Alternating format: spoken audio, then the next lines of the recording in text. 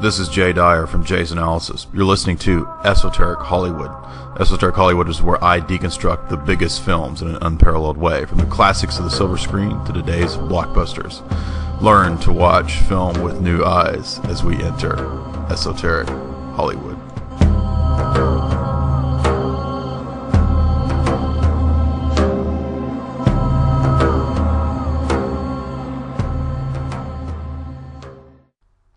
Welcome, you're listening to Esoteric Hollywood with your host, Jay Dyer. Tonight my guest is Jamie Hanshaw, and we're going to do a specifically focused talk and interview on her three books, Operation Culture Creation 1 and 2, and of course, Hollywood Mind Control, the most recent new book that will be featured specifically in Hour 2, which if you're listening to this, the first hour, of course, is free, and you can subscribe for $4.95 a month to get all of my talks and lectures and interviews and Jay's Analysis at the PayPal link. So the second hour, of course, will deal with more of her work in Hollywood Mind Control. And of course, you can pick up Operation Culture Creation 1 and 2, as well as Hollywood Mind Control at the links at Jay's Analysis or at Freeman TV Weird Stuff. In that section, you can purchase those there. So please get them there. Please do not buy them on Amazon. That is a way that authors actually don't make as much money when you purchase it on Amazon. So let's start with Operation Culture Creation Part 1. And I read these books. They're really good. They're really insightful, especially to give to people who may be new to this kind of material and looking into stuff. They're good as a wake-up, kind of in a coffee table book format. But Jamie, tell us about Volume 1 and how this came to be and where you got the idea. Okay. So one day I just, this magazine came across my desk, and it was a magazine about masonry and magic. And I was just flipping through it, and I thought, well, I could do better than this because it wasn't very in-depth, and I felt that some of their conclusions were kind of wrong and weird. So I thought, this looks easy enough, and I can write articles, and I can compile pictures, and so how hard can it be? And so I wrote this kind of as like your secret weapon to introduce your friends and family to this kind of tough subject matter that you might be going through and feeling alone that you can't talk to people about it. So this is something that you can just leave out on your coffee table, and they'll pick it up and they'll flip through it, and there's tons of color pictures and little stories and anecdotes and fun things that make it look not so serious and scary for people who are not used to this subject matter. Right. And then the title is kind of a little inside joke because once upon a time I was in a relationship, and I was very lonely looking at all this subject matter and having no one to talk to, and so I would be all alone in my little computer world looking up all the different conspiracies and Talking to the aliens. Yeah, all these weird stuff. And so he would come home and he would say, "What have you been doing all day looking at weird stuff?" And I'd be like, "Well, I've been learning about life and, important things that not a lot of people know about." And so I kind of wanted to write this in a fashion that, if you were a 16-year-old, you would be interested. If you were a 60-year-old scholar, you would still get something out of it. Well, I'm a 60-year-old scholar, and so I know that when I got my first copy, I put it on I taped it to my walker, and as I was walking through the library on the way to the Senior Citizen Center, I worked my way through your workbook. It's almost a kind of workbook. But okay, so let's talk about the beginning of Weird Stuff, Operation Culture Creation, Chapter 1. So you start talking about kind of, I guess what you could call an esoteric view of the world, as opposed to starting with like the naturalistic, materialistic view that most people have. Or if you go to college, you're probably going to get introduced to some form of like naturalism or Darwinism or ultimately meaninglessness. And I noticed that right away you kind of have some images of cymatics, and I'm a big fan of that. I think it's a very important insight into the way that reality is actually structured and clearly designed format with geometric forms that are present through sound. And we know this again through the study of cymatics. So maybe you could talk about that a little bit. Okay, sure. So part one actually asks the question, are you a person or a product? So when you are looking at the cover, you see two little children and they're being programmed by the television set, and they have a sorcerer who is kind of enchanting them with a robot made of iPhones and iPads, kind of a commentary on how children are raised on screen and corporate characters through their whole life. And so we'll kind of get to that in the second part. But so yeah, the first chapter is called The Magic Kingdom, and it's all about what is magic, because when you are studying this stuff, you come to find out that this is a very serious topic, and a lot of great thinkers and smart people and wise, scholarly, learned people are very interested in magic. And so you mentioned cymatics, and that is kind of the part about how words of power and thoughts can make changes in the three-dimensional world. So in this chapter we talk about the use of imagination and willpower is kind of the definition, the rough definition of what magic is. So anybody can do that. So in a sense, we're all kind of using our magical powers to create the world around us by thought. And not a lot of people are trained in this way of thinking, and so they just kind of let their thoughts wander and, let other people make their thoughts for them and decide their decisions for them. And so that's kind of where it gets into sorcery. So this chapter starts at the beginning of time, caveman days, where they would make a painting about hunting, because what their goal was to, make a kill. And so they would draw themselves doing this on the cave walls before they went out for the hunt. They would predictive hunting programming. Right, using the imagination and the will to make an outcome in the world. So this is a very primitive form of magic, and magic is a subject that you can make it as clinical and technical and scholarly as you want, or you can keep it, simple, just like these cavemen were doing, and depicting what they wanted in the world before they actually set out to do it. Well, I think that's kind of a generic statement about what humans do in general. So, I don't believe in promoting any kind of like sorcery or anything like that. I'm not saying that you're doing that. I'm just wondering, like, what would you say to someone who says, well, that's just what humans do anyway, so like, what's the point? I would totally agree with that. And so this is a latent ability that we all have that is being usurped by dark people and secret societies and people in power. That's why the second chapter is called Sorcerers and Robots. So it's them stealing your ability to co-create, with God, to make a world that we could all be happy in. And a sorcerer would be concerned with forms of mind control and using your power of imagination against you. And so this is kind of why I put Disney in there, because one of their major taglines is how to capture your imagination. And I think that the point I'm trying to make is that they capture your imagination and they put it to work for them, and that is the definition of sorcery as opposed to magic. Well, you call it Sorcerers and Robots a love story. Why do you say that? Because every time you see a robot, there has been some kind of dark occultic power behind it. I'm thinking of Metropolis robot, and I'm thinking of the Golem. So a sorcerer is someone who wants to take someone else's will away. Will, exactly, and make them a slave to the sorcerer's will. And so then you have Mickey Mouse being the sorcerer's apprentice, right?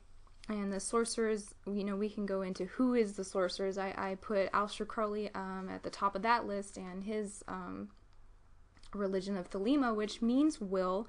So it's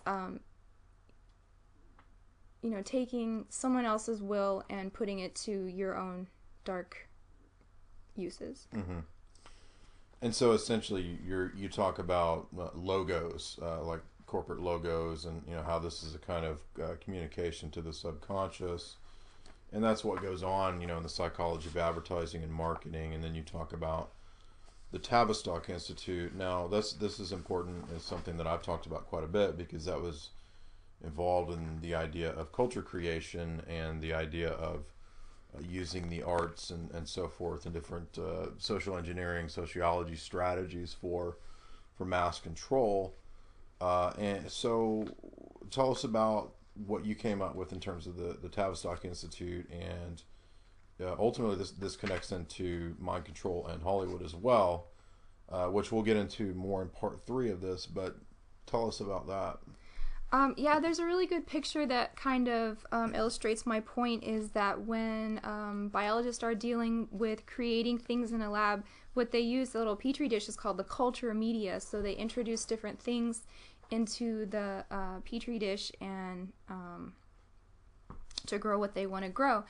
And so what my point is with this book is that our culture is not a organic thing that comes about from everyone's agreeing that this is cool and this is not, and this is what we want, this is what we don't.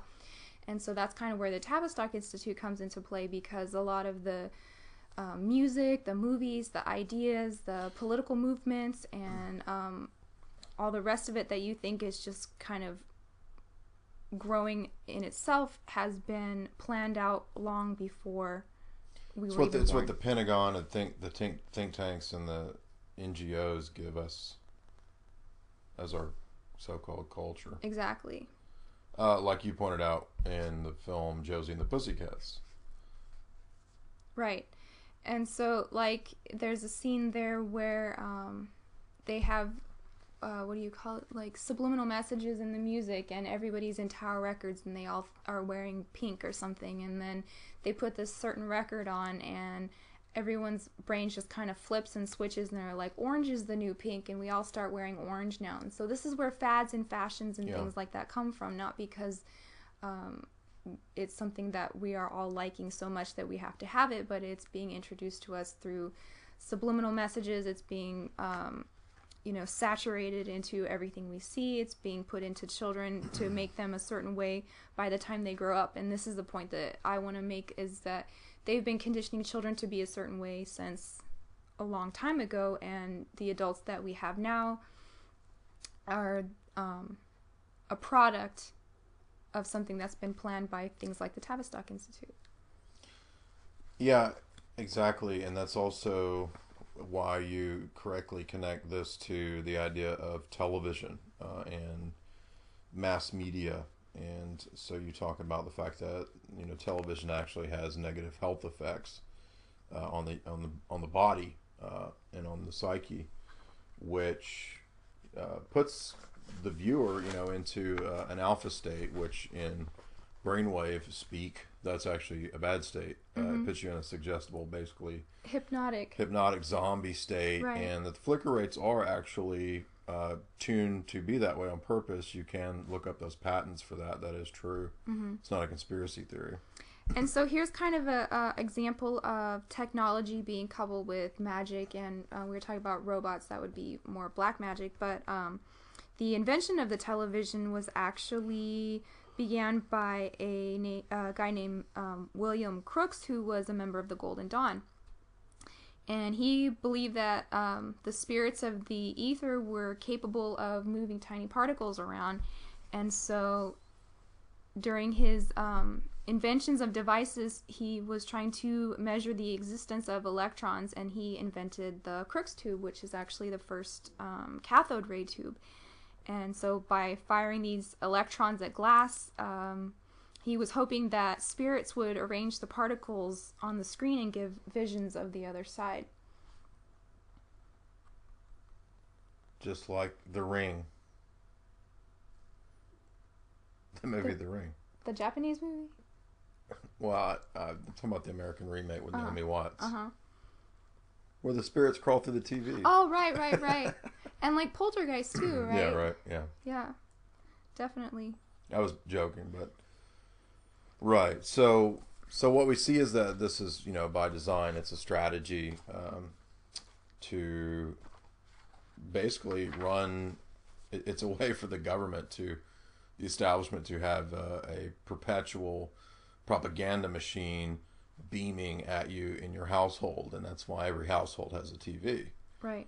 This was by design, and so yeah, you go into some of the subliminal stuff, which I think a lot of people are pretty familiar with that. I won't spend too much time on that, but and now it's getting so much more sophisticated because right. we have the high definition televisions that were all like supposed to be changed by presidential mandate. And so why in the world, if we live in like a free market capitalist kind of business runs everything, why are they like making sure that everyone has these certain types of high definition television?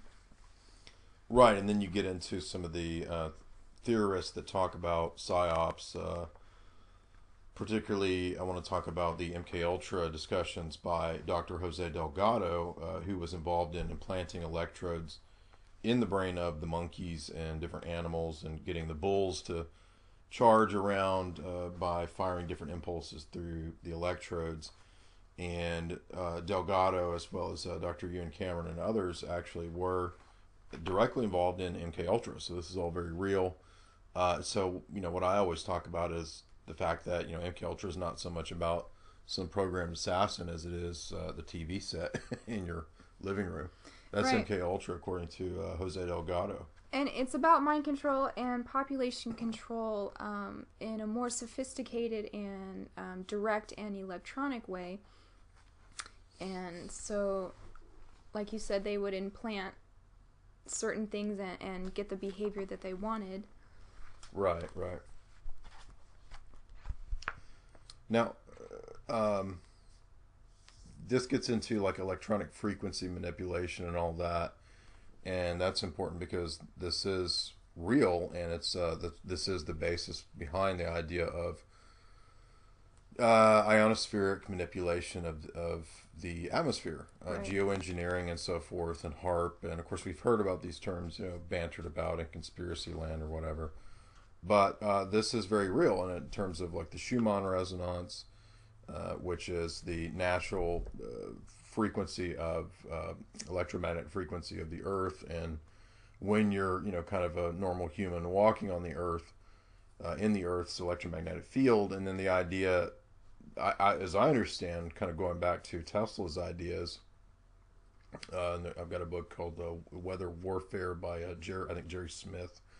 But this gets into all that, and the basic premise here is that you can manipulate these different levels of the the atmosphere, ionosphere, and so forth through beaming different frequencies, ELF, extremely low frequency, and very low VLF frequency waves. I have an essay I wrote on this, Chemtrails Exposed, and where I talk about how this is all aspects of under the umbrella of geoengineering, and it's all very real.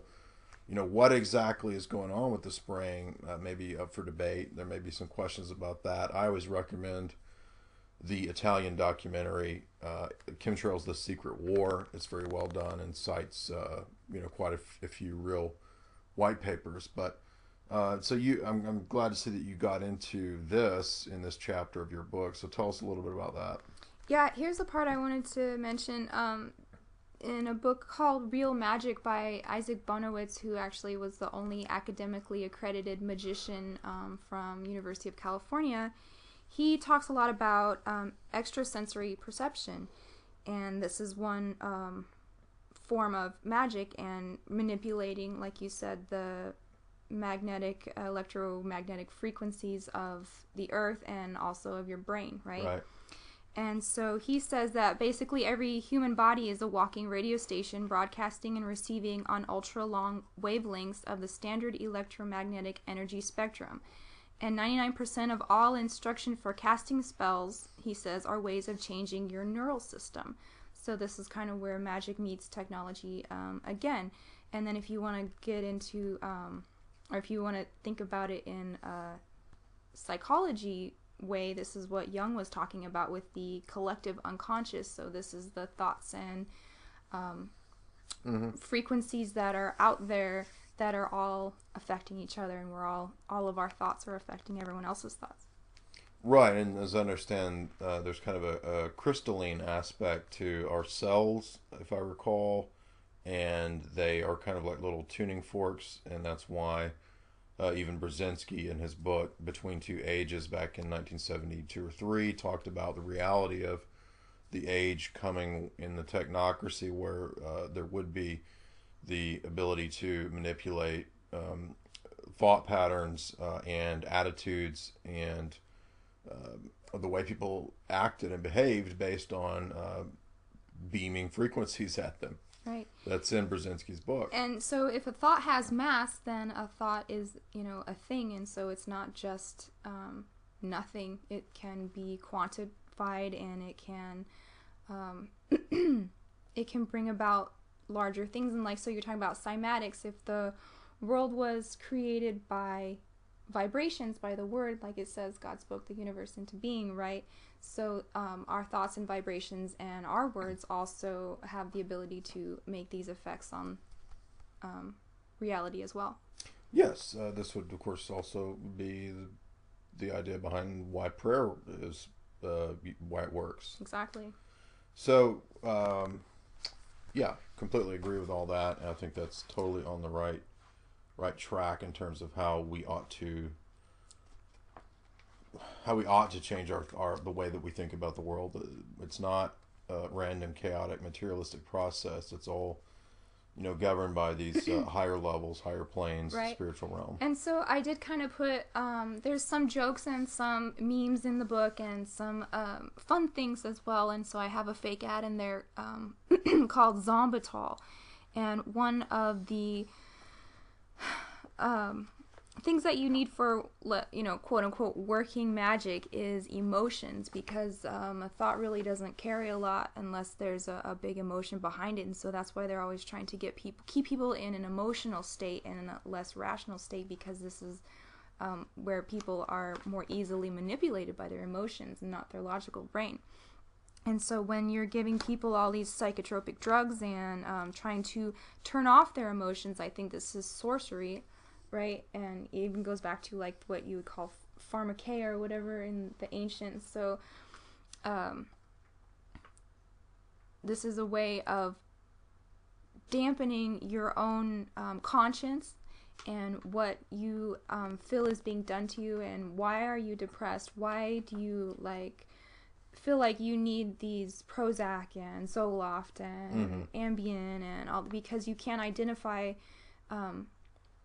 the true problems that you're facing, and so you just kind of take this to numb you, and that also usurps your magical abilities too.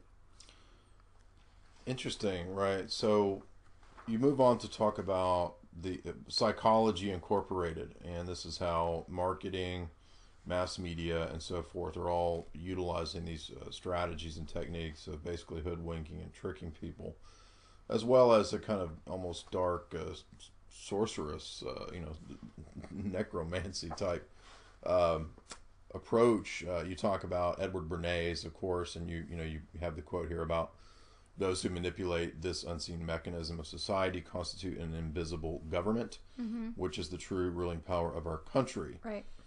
So what's the basic idea here? And I'm glad that you mentioned Freud too, because Freud, of course, comes into play with the manipulation of the libido, the lower, baser desires, and that if you could kind of invert things, you could manage man through the management of his base desires. So tell us about Psychology Incorporated. Okay, yeah. So the tagline is, "Who has the monopoly on life?"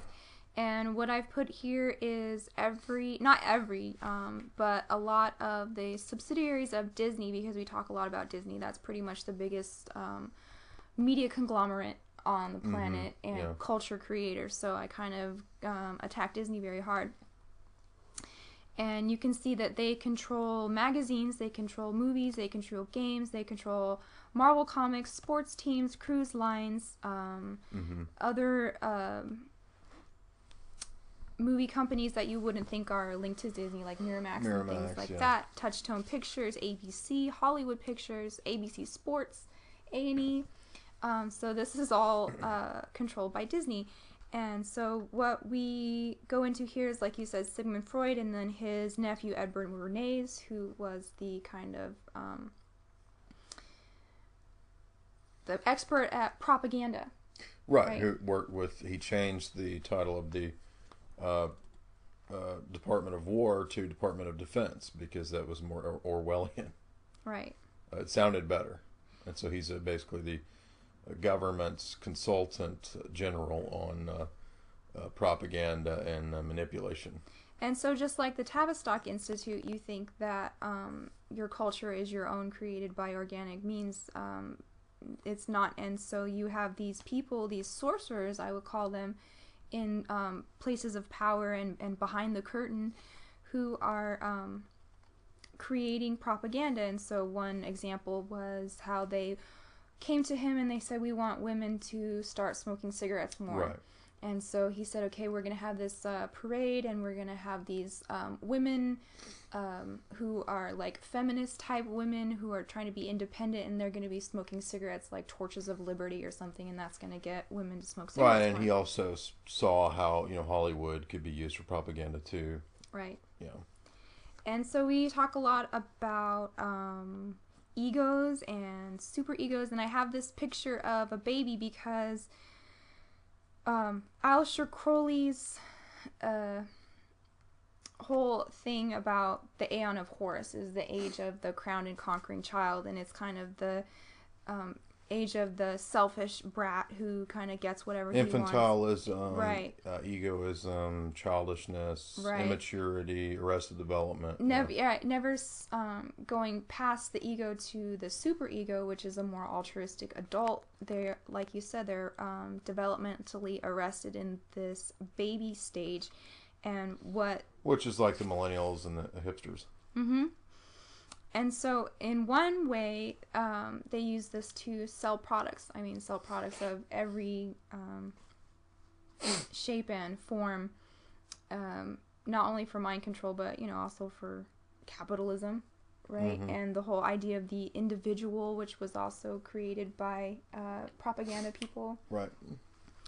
And so the whole idea of that the consumer is king, and self-actualization is the way to happiness. Right. It was the Rand Corporation, actually, that converted the U.S. over to a consumerist nation out of a producing nation. Right. And that was all by design. Of course, that's one of the premier think tanks that directly comes out of the Air Force and then is, of course, connected to the CIA.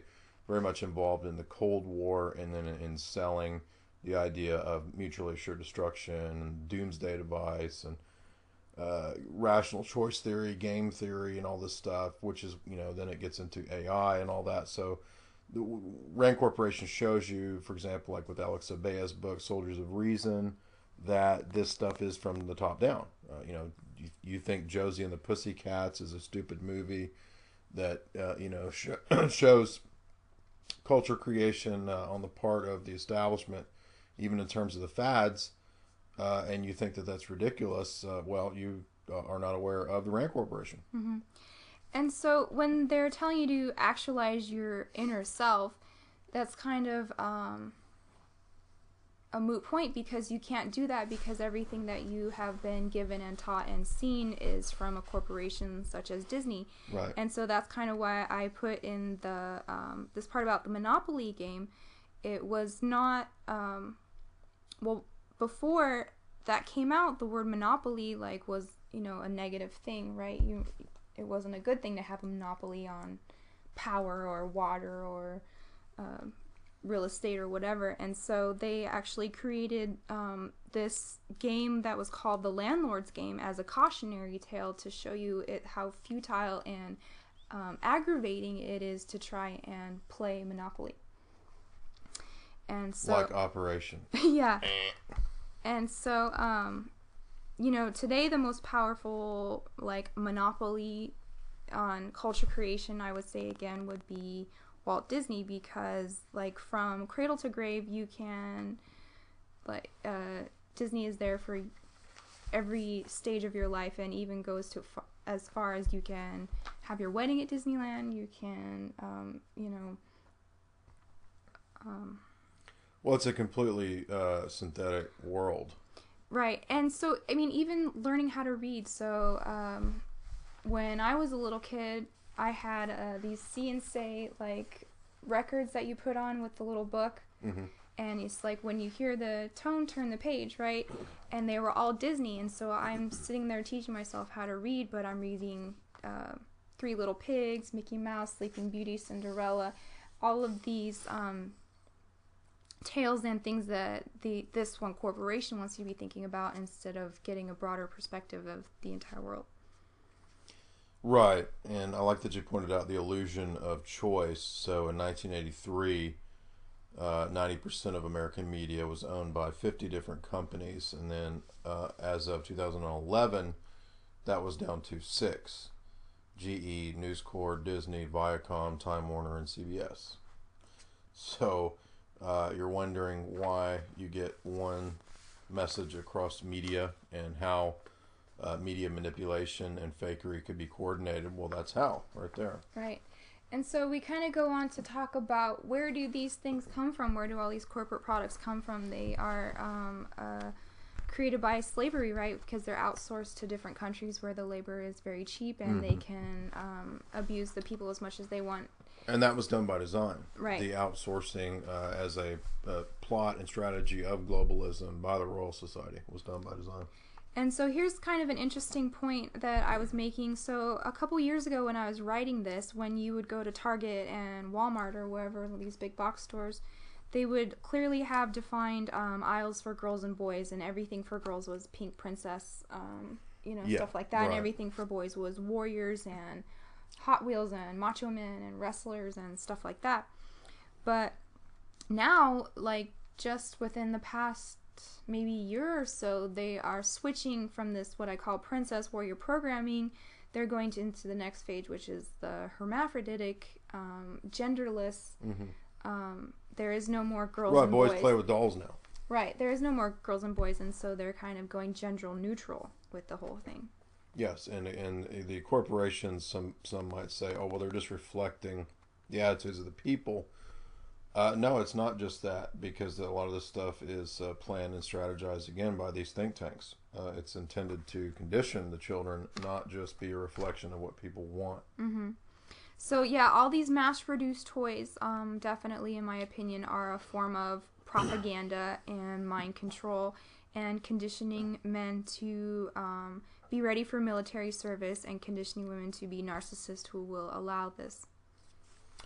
Now, yeah, so this is going to get into, I think, what do you call it? Bitchcraft, is that? Oh, that's in the next one. Okay, yeah. Well, so you go on to talk about Disney and Disneyland and Club 33, and I think most people are probably familiar with that, so we won't go. Yeah, more of what I'm talking about here is Walt Disney's personal character, because he is he kind of has carte blanche in American homes as some kind of paragon of innocence and childhood and something that you could never find fault in, because everyone loves Walt Disney, right? But when you look at his character, he was a very tormented person. He didn't know who his real birth parents were. He would use his time in the military to, he would go and collect battlefield relics and paint them up and put fake blood on them and sell them for profit, as fake mementos of war. He worked for the FBI. Well, this is another thing. He was very much involved in wartime propaganda. Right. So people ask all the time, like, how do you get that there's such a big connection between the military-industrial complex and Hollywood, or Hollywood and the CIA? Well, you need to look no further than Disney itself, which was hugely involved in World War II propaganda. Right. Well, actually, the day after Pearl Harbor, he arrived to his studio in Burbank to find it had already been commandeered by the military as a propaganda producing machine. And so this is one way that he kind of had no choice, but he did go along with it. And so he produced instructional videos. He produced propaganda videos that showed Donald Duck joining the military. Right, Donald's kind of like the image of the idiot right. guy who joins the military, right. and Scrooge McDuck is the banker. Mm-hmm. So Donald is, the everyday man, and also to pay taxes. And so this is something that not a lot of people know, is that before World War II, not a lot of people were paying federal income tax because it wasn't like a thing yet. And so they made this cartoon called The New Spirit, where Donald actually is shown filling out his tax form, and he has this motto, taxes to beat the Axis. And it shows you the whole like process of him putting his income and getting his refund and how he's going to spend it. But actually this really got a lot of people to go pay their taxes in a way that not I think it worked in well, it's more. patriotic. You got to fight the evil boogeyman out there. And not only that, so there was shows about Minnie Mouse saving her grease to make ammunitions, and I mean, just if you watch them, they're really creepy because like the guns come alive and the bombs have faces, and they're like bombing the entire world and flying over. I think one was called like Wings to Victory, where it showed the entire world with the air being taken over by the Air Force, which Walt Disney, one of the pictures in there that I included was his own hand drawing the Mickey Mouse ears inside of an inverted pentagram, which I found was really weird. But Walt Disney also had connections with Nazis like Werner von Braun. He was interested in rocketry, and so then you get into things like... Well, I think that was probably why this is why there's the connections to the moon situation and Stanley Kubrick. Mm-hmm. And what was I going to say? Disney... Oh, Tomorrowland. Okay, so then you have Disneyland starting to partner up with all these military industrial corporations like Monsanto and Siemens and Kodak, and all these big companies that produce weapons and other things for warfare. Is what Disneyland is all about, really, is conditioning people to accept that, warfare is part of... It's a conversion machine for the military-industrial complex. Exactly. To convert you over to it, to believe in it as a bastion of civilization or whatever. So then you go on to talk about a whole bunch of other corporations and how they tie into the mass media complex, and more about Hollywood, Bush, and so forth. But you have a section where you talk about some of the Kabbalistic and esoteric aspects of this. Why did you situate this sort of Kabbalistic, esoteric stuff in the midst of, like, you talk about 9 and 11, in the midst of all this corporate stuff? Because I kind of wanted to make a point that these things like 9/11 is the biggest one I can think of. It wasn't just a terrorist attack. This, judging by the numerology, Crowley said that 9 and 11 were the most magical and satanic numbers. If you go to Anton LaVey's book, The Satanic Bible, he will tell you over and over again that 9 is the most satanic number because of the way that it reduces, always reduces back into itself, so it's a selfish and satanic number. And so these people who are behind things like 9/11 are without a doubt using these techniques of sorcery to enchant people and to, as a form of mind control and terrorism as well. Right, and I think you're correct here, and you kind of touch on some of the stuff that, like, William Ramsey talks about in his book of Crowley and the New World Order and 9/11. And so I kind of put this picture, and it says the 20th century 666 because gematria, how do you say it? Gematria.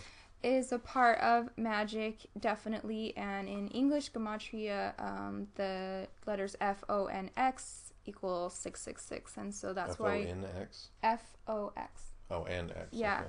So that's why you've so got Fonks. Fox Pictures, like Lucius Fox. You've got Fox Theaters. Like a lot of times when you'll see an old-timey theater, it's going to be called Fox Theater.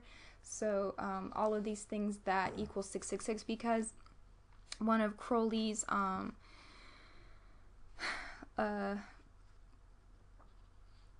outcomes that he would want for the world was to bring out the beast, right? He thought of himself as the great beast, and he wanted everyone to live in their animal nature, in this like Darwinian idea that we're all just predators on the food chain, and that there's no such thing as right and wrong, only strong and weak. Yes. Now, so then you go into a section on comic books. Why did you include comic books in here? Just because there's so much in comic books that comes out, like one example was Sandy Hook. So you've got the guy who did the map for the Batman, the Dark Knight. Right. You've got Sandy Hook is listed as strike zone number 1 right here in the movie. Right. So there's a lot of predictive programming that comes out in comic books, and also I think that the whole idea of comic book heroes is part of the warrior programming agenda for military service as well. So you've got men wanting to be heroes, and that's what they think they're doing by joining the military, but when they get there, it's something completely different. I like too that you got into the media fakery with Robbie Parker and Sandy Hook, and that there's a chapter on all that in the book. So that was good. You mentioned Spawn, which is funny because I used to read Spawn. That's one of the worst movies I've ever seen. Yeah, I don't think a lot of people were talking about Sandy Hook as a faked event before this, but I definitely always had my questions about it, just because like, how could this little guy, little Adam Lanza, like kick down this door and kill all these people and carry all these weapons and everything that they reported that he had been doing. It just didn't feel right to me. And then he had like some strange family connections. His dad, I think, was like worked for DARPA. Yeah, some of that was true. He was involved in writing algorithmic programmings that would track and catch problems in flash trades, but I don't think that it was true that he was directly connected to DARPA, if I recall. But that, I mean, there's some weird stuff going on there for sure. But yeah, I like that you included a chapter on Sandy Hook and all the nonsense. You even mentioned the movie Wag the Dog, and how Wag the Dog shows the creation of these kinds of events through Hollywood and through CGI and editing and all that. So that is about 40 minutes on the first book. So we'll conclude with that, and that's Operation Culture Creation Part 1. So you guys can definitely purchase that at the link below. And next we're going to talk about Operation Culture Creation Part 2.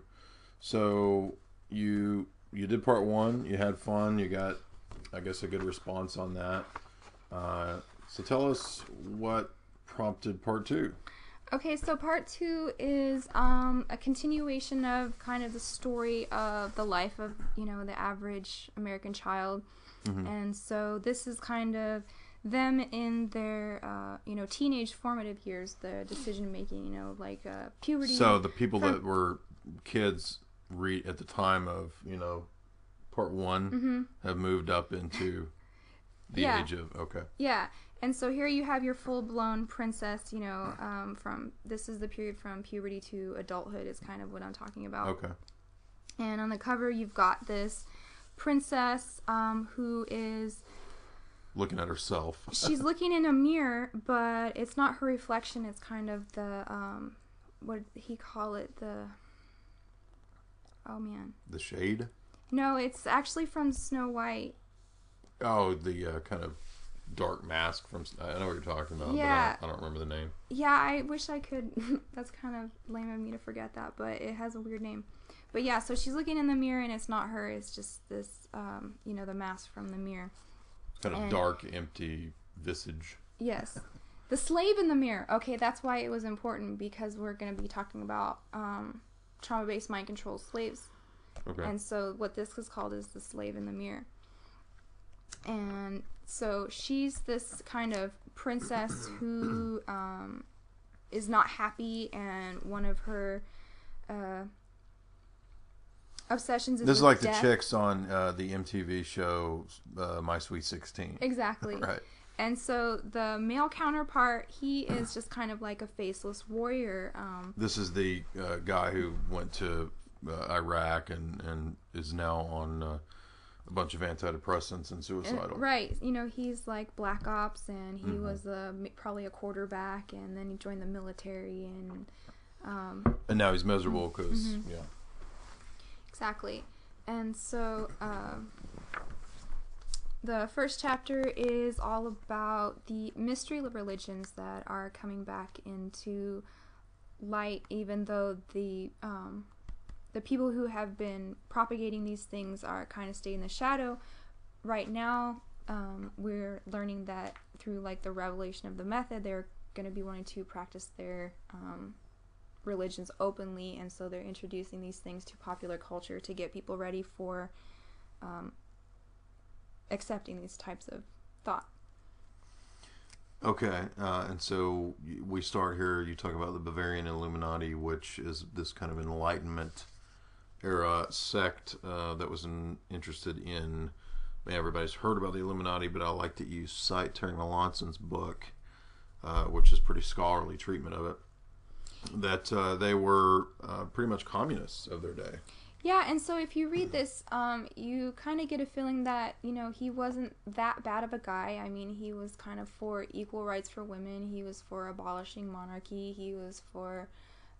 he was the communist of his day. Exactly. And so if you started to read these writings, you might actually, start to agree with Adam Weishaupt a little bit. I mean, maybe not you, but...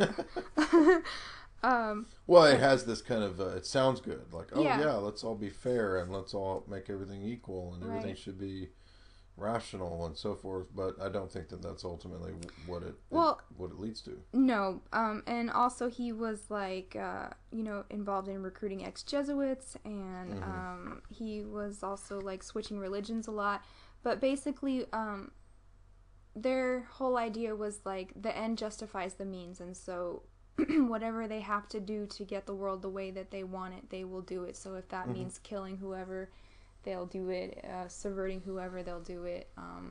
So, it was just kind of like a moral gray area. And so even though some of his writings sound sane, they were willing to use whatever skullduggery they had to obtain their goals. And it kind of branched out into using Masonic lodges. Exactly. And this is how Masonry became sort of this international revolutionary force. Right. And so, yeah, I think this has all happened in like 1777 is when they merged the Adam Weishaupt's Illuminati with the Masonry. Various lodges. Okay, well... So yeah, you've got a pretty extensive chapter on that, which I enjoy the attention to detail that you have there, and you talk about. Okay, and so yeah, then we talk about Freemasonry in itself, and how when you read Morals and Dogma, what they're talking about is Lucifer, right, and the light of Lucifer, and which is supposed to bring you enlightenment, right? And so even Manly P. Hall has this quote in here about, it says, when the Mason learns that the key to the warrior on the block is the proper application of the dynamo of living power, he has learned the mystery of his craft. The seething energies of Lucifer are in his hands, and before he may step onward and upward, he must prove his ability to properly apply energy. So I think Lucifer is mentioned like more than 50 times in morals and dogma. And so this is kind of like the light. And Illuminati, that's another light worshiping kind of cult, right? And so this is like something that I'm going over is like, what is this light that they're all talking about? Because even in Kabbalah, the light, the Ein Sof or whatever, that is also about light. And so this chapter is all about light and the mystery religions. Right, and I think that it's what Paul said, that the devil appears as an angel of light. And it's all quite curious that it's mirrors exactly what the angel of light, Lucifer, Satan, said in the Garden of Eden, that I'll make you a god if you listen to what I say. You'll be your own god. Right. Knowing and determining good and evil. So that's the problem here, is that all these things kind of blend into the same situation of you being your own god and you decide what's wrong and right. Right. And so that's kind of at the end of the chapter we talk about the OTO. They think of themselves as the merging of Illuminati and Thelema and Advanced masonry right. and sex magic and all this stuff. And so we go... So it's kind of just a hodgepodge, sort of blending everything together, different religious traditions. Let's talk about, you've got a section on symbology, which is, I think, worth noting. I mean, some of this may be old hat to people, but it's always good, I think, to kind of go back and refresh yourself and talk about some of this stuff. So you talk about some of these kind of archetypal patterns and symbols that we see all the time, like the phoenix or the eye or the skull and the bones and the 322 or the blazing star. What do you refresh us on some of this? Okay. What is the purpose of what's the esoteric meaning of the phoenix? All right. Well, what I'm trying to prove here is that no matter what you see, it's always got an esoteric meaning. So you see like phoenix pictures, like you said, the phoenix, and so this is like probably the most popular symbol of the mystery schools, and it's just like a symbol of eternal death and resurrection, because it's the bird that when it dies, it turns into flames and it's reborn again. Right. It's also an image of immortality or resurrection. And so then you've got phoenix pictures, right? And then every type of nothing is ever done by accident. So here I have a example of Mariah Carey's album Rainbow, and the rainbow has a deep esoteric meaning that goes back to theosophy and like the 7 rays of the masters, and theosophy was something that was created to destroy Christianity. And which again we're back to the principle of Lucifer, the light bearer, which is light is of course all the 7 rays blended into one. Right. And so you even in masonry you have rainbow girls, or little girls. And so then we kind of talk about things like leopard print. And so this is something that in ancient Egypt only certain priests and magicians could wear a leopard skin. And so this is another example of like, why do these things are made fashionable? It's not because it's good. It's because there's a secret esoteric meaning behind it. Right? Tell us about the Wajat, the eye. Well, it's just kind of goes back to Horus, right? And I think, wasn't it like it was torn out by Set, and then it became a god on its own. And you're gonna see, this one eye. I think that's been done like a lot, and then like together with the eye in the pyramid. But definitely the one eye is a really deep esoteric symbol you could talk about for a long time. But it really, in my opinion, in popular culture, it just goes back to the Aeon of Horus. What about the cube and the platonic solids? So the cube in masonry is you're known as a rough ashlar, which is like not a perfect cube until you are raised in masonry, and then you are made a perfect cube. And you're gonna see cubes used all around, like in Hellraiser or like in Transformers, that cube, right? And the cube also has to do with Saturn as well. Right. That's all true. Yeah. All right. So, Operation Culture Creation Book 2. So let's talk about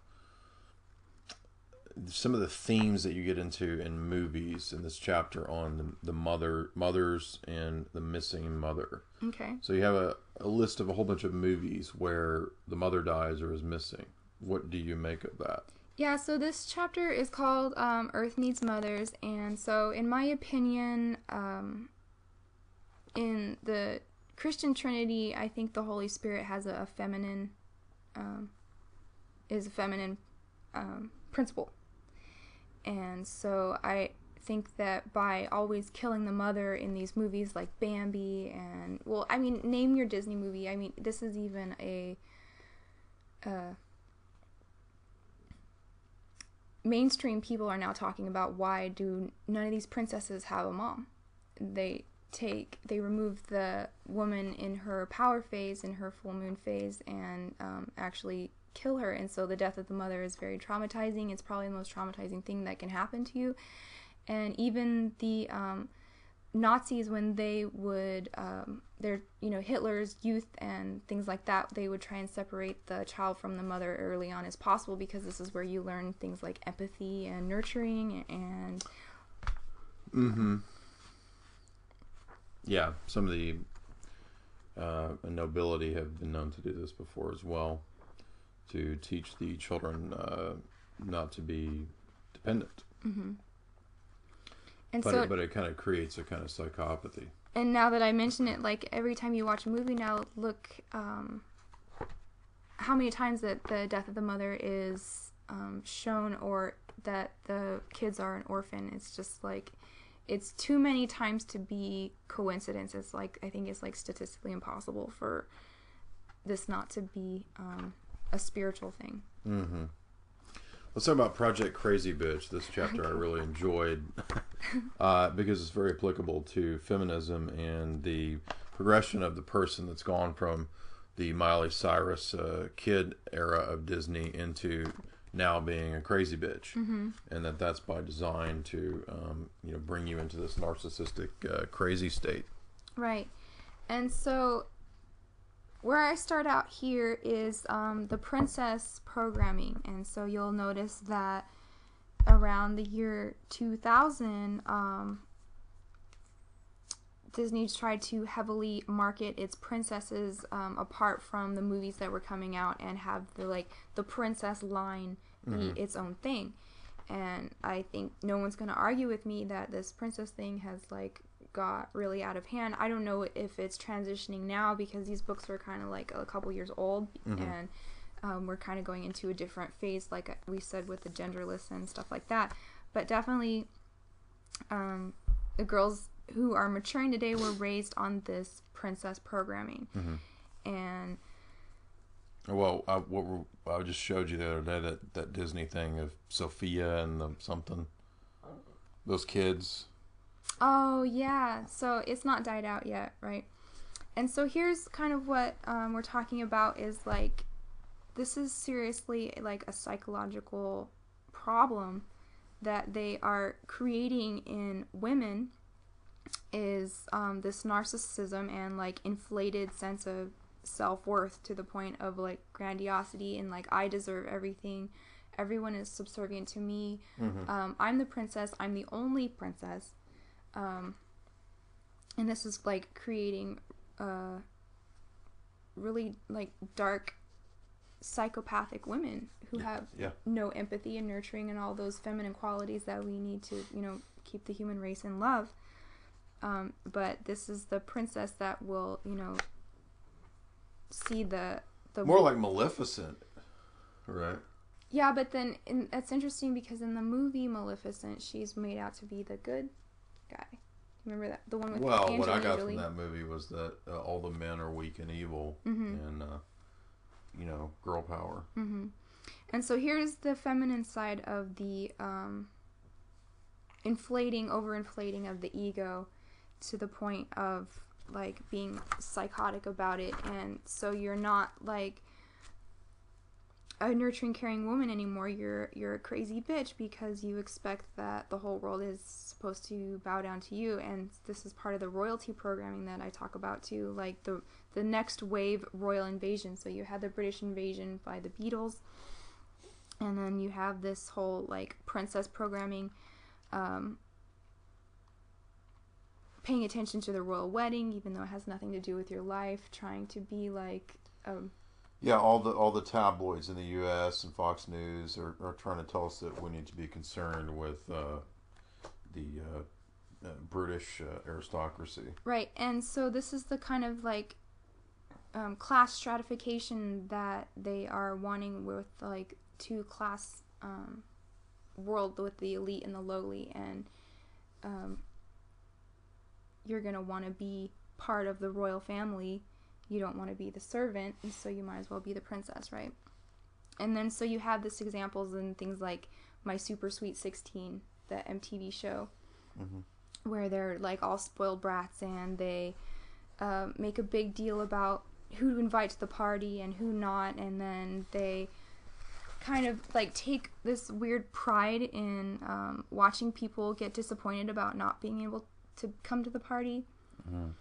And then we talk about consumerism as bitchcraft, and this is actually something that I took from Anton LaVey. What does he say about this? He is talking about how to use your sexuality and your good looks to enchant men and get them to serve you, just like a sorcerer would do. And so using this pink, using like juicy words like juicy couture and sort of the Victoria's Secret everywhere for like even young girls. Right. And so then you have these dolls coming out like Monster High, who just look like tarts, right? They don't look like dolls for girls. They look... Or the brats. Like brats. And then you have... when she grows up, she's a bridezilla. Right? Right. So...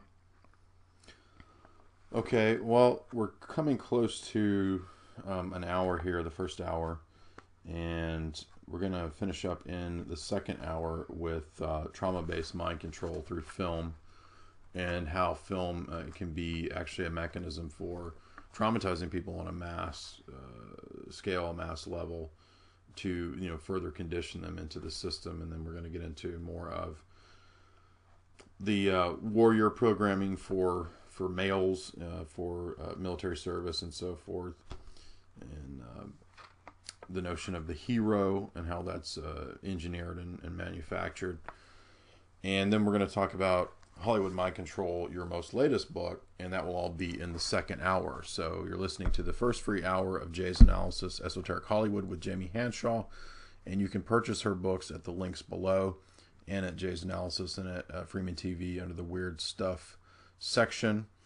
You can also subscribe to Jay's Analysis podcast for my lectures, talks, and interviews and podcasts at jaysanalysis.com at the PayPal link. Thank you for listening.